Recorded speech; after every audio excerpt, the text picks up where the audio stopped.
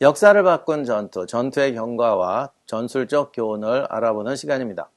프로이센의 프리드리 대제가 전 유럽을 상대로 싸운 7년 전쟁, 그 중에서도 제일 유명했던 전투, 나폴레옹이 제일 칭찬했고 나폴레옹에게 영감을 불어넣어줬던 전투, 1757년 12월 5일에 벌어진 로이텐 전투입니다.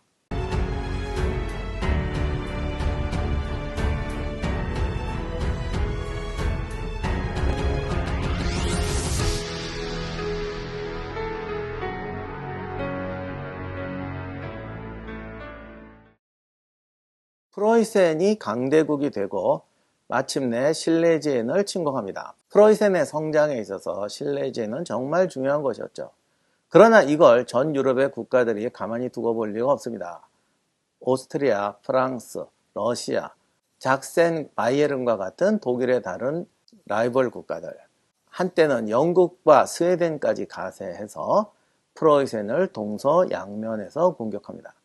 프로이센은 이런 양면전쟁이 벌어질 걸 예상은 하고 있었죠. 그래서 유럽에서 보지 못한 가장 기동적이고 엄격하고 전술적으로 움직이기 활발한 특별한 군대를 만들어냈습니다. 그렇다고 해서 이 군대가 전 유럽을 상대로 싸워서 이길 수 있을까요? 지금 우크라이나 러시아 전쟁이 벌어지고 있는데 7년 전쟁은 우크라이나가 미국의 지원도 없고 지금 우크라이나를 지원해 주는 나라와 러시아와 전체를 상대로 싸우는 전쟁입니다. 그럼에도 불구하고 11월 5일에 프리드리히는 로스바우 전투에서 프랑스군을 격파합니다. 이 로스바우 전투에서 프로이센군은 그들의 장기, 세상에 없던 기동을 선보입니다. 사실 로이텐 전투가 없었다면 프리드리히의 필생의 자랑이 되었을 전투가 이 로스바우 전투입니다. 그러나 양면전쟁이 쉽지 않죠. 프리드리히가 로스바우로 간 틈을 타서 오스트리아군이 움직입니다. 11월 22일 8만의 오스트리아군이 브레슬라우, 현재 폴란드의 브로츠와프입니다. 브레슬라우를 공격해서 프로이센군 2만 8천 명을 격퇴합니다. 프로이센군은 패배하고 사령관 베베르는 포로가 됩니다. 브레슬라우의 도시 수베드는 25일에 항복합니다. 프리드리히 입장에서는 자원이나 경제적 가치에서 실레지엔이 로스바우보다 훨씬 중요합니다. 따라서 그는 오스트리아가 실레지엔을 평정할 기회를 주고 싶지 않았죠. 속전속결로 실레지엔을 되찾아야 했습니다. 프리드리히는 즉시 동쪽으로 강행군을 합니다. 중간에 베베른의 패잔병을 수합해서 약 3만 8천 명의 병력을 확보합니다. 이 중에 3분의 1이 로스바우 전투의 참전자였습니다. 오스트리아군은 승리의 기쁨을 누리고 있었죠. 원래 이게 오스트리아군이 귀족군대라 참 정석대로 움직이는데 한겨울에 전쟁과 기동이 힘든 한겨울에 브레슬라우를 공격해서 그 힘든 시가전도 겪지 않고 브레슬라우를 함락했습니다. 황제와 지휘부는 감동했죠. 오스트리아군이 변했구나. 이제 우리는 이전에 없던 새로운 군대가 되었다. 너무나 뿌듯했는데 단 열흘 만에 프로이센 군대가 로이텐까지 온다고는 생각하지 못했던 것 같습니다. 따라서 너무나 중요했던 프로이센 군대의 진면목을 보여줬던 로스바우 전투의 분석도 아직 제대로 이루어지지 않았던 것 같습니다. 프리드리히는 패잔병들을 모아서 이렇게 말합니다. 지난번 패전은 우리가 병력이 부족했기 때문이 아니다. 내가 없었기 때문이다.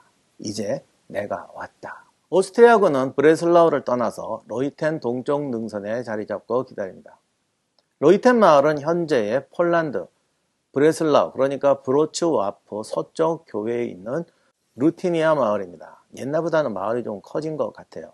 마을 서쪽 벌판에 프로이센 진영이 있었던 곳에 로이텐 전투 기념비가 서 있습니다.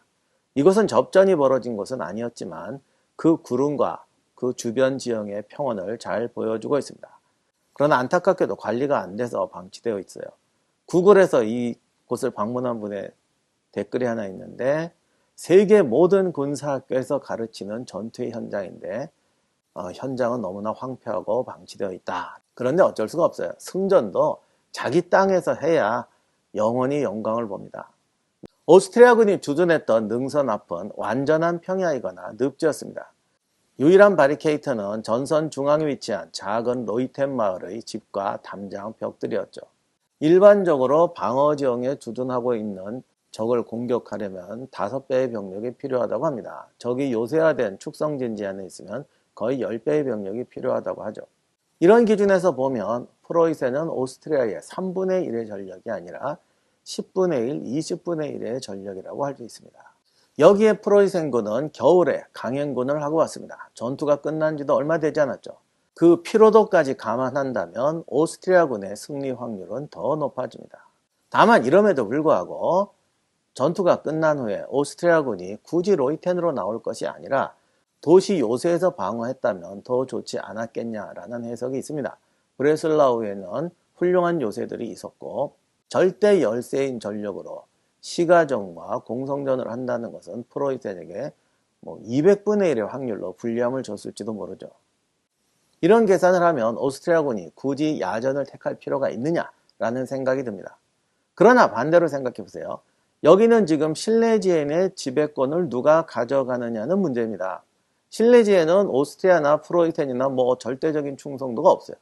오히려 부르주아들이 많고 상공업자들이 많고 신교도들이 많았기 때문에 어떤 의미로는 프로이센을 더 좋아했습니다. 자, 이런데 오스트리아가 실레지엔의 주인임을 자처하면서 3배나 많은 병력으로 도시 성벽 뒤에 웅크리고 있었다면 아마 이겼다고 하더라도 더 큰 비난을 받았을 겁니다. 게다가 브레슬라우와 실레지엔 전체의 주민들은 오스트리아 군대는 겁쟁이고 프로이센 군보다 형편없이 약하다고 조롱했겠죠. 예나 지금이나 지배를 위해서는 힘과 용기를 보여줘야만 합니다. 따라서 오스트리아군이 로이텐으로 행군에 나가서 야전에서 프로이센을 상대한 것은 전략적, 통치적 기준에 봐서는 반드시 필요한 일이었습니다. 문제는 여기까지예요. 야전을 선택한 것은 옳았는데 그 야전을 올바로 수행했느냐의 문제입니다. 브레슬라우로 행군하는 프리드리히는 모든 전술의 원칙을 지키지 않고 있었지만 맹목적으로 달려가지도 않았습니다. 프리드리히의 군대는 체력이 고갈되었을 것이라는 거죠. 그러나 역사를 보면 진정한 명장은 숫자에 얽매이지 않습니다.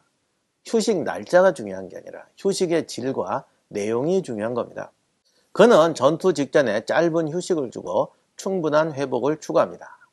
꼭 열흘을 쉬어야 되냐? 이틀만 쉬어도 된다. 더 중요한 게 있습니다. 전투에 앞서서 회복해야 될 것이 체력만일까? 프리드리히는 육체의 회복만 추구하지 않았어요. 그는 로스바우 참전병들을 활용합니다. 그들의 텐트에 골고루 흩어져서 전투를 경험하지 못한 신병들에게 이렇게 이야기하라고 가르칩니다. 우리 프로이센 군대가 얼마나 멋지게 싸웠는지, 우리들이 얼마나 강한지, 프로이센의 자랑인 군기와 대형 이동, 그들의 전술적 움직임이 실전에서 얼마나 대단한 위력을 발휘하는지, 이렇게 해서 병사들에게 용기와 자신감을 부어주고 정신을 회복시킵니다. 우리가 전쟁터에서 사기가 중요하다고 말하죠. 그 사기의 중요한 부분이 용기와 자신감입니다. 그런데 이런 용기와 자신감은 함성과 정신교육으로 되는 게 아닙니다. 사실 용기와 자신감이야말로 병사 개개인의 아주 합리적인 결단, 자기 설득의 결과입니다. 그가 스스로 우리 군대를 보고 우리의 무기를 보고 우리의 대형을 보고 우리의 전투 경험을 보고 우리가 이길 수 있다고 스스로 설득하는 데서 용기가 나옵니다. 그가 받은 훈련과 전술과 리더의 명령이 우리에게 승리를 가져다 준다는 합리적인 확신이 용기로 구현되는 겁니다. 프리드리히는 이걸 알았죠. 이렇게 휴식을 진행한 프리드리히는 장교들을 소집합니다. 그리고 이런 연설을 합니다. 우리는 우리의 영광, 우리의 명예, 우리의 아내와 아이들을 위해 싸운다. 오스트리아군의 우세한 병력과 강력한 방어 지형은 우리 군대의 용기와 나의 지휘 아래 굴복할 것이다. 전사자의 가족은 내가 책임지고 돌본다. 전투에 빠지고 싶은 사람은 지금 떠나가도 좋다. 하지만 더 이상 나에게 자선을 요구하지 마라.